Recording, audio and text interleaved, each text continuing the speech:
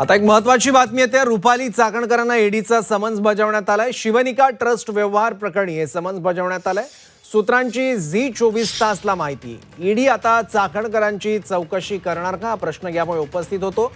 नाशिकमध्ये एसआयटीने चाकणकरांची चौकशी केली होती। जवळपास 5.5 तास ही चौकशी चालली आणि त्यानंतर आता ईडीने समन्स बजावलेला आहे।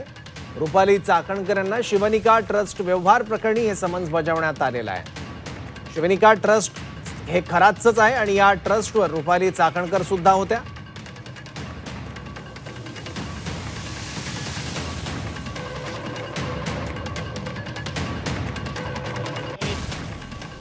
रुपाली चाकणकरांना ईडीने समन्स बजावलाय। शिवनिका ट्रस्ट व्यवहार प्रकरणी हे समन्स बजावण्यात आलेलं आहे। त्यामुळे ईडीकडून सुद्धा रुपाली चाकणकरांची चौकशी होण्याची शक्यता आहे। सूत्रांनी झी24 तासला माहिती दिली आहे। ईडीचं समन्स बजावण्यात आलेलं आहे रुपाली चाकणकरांना। शिवनिका संस्थांशी संबंधित व्यवहारांच्या चौकशीसाठी हे समन्स बजावण्यात आलं।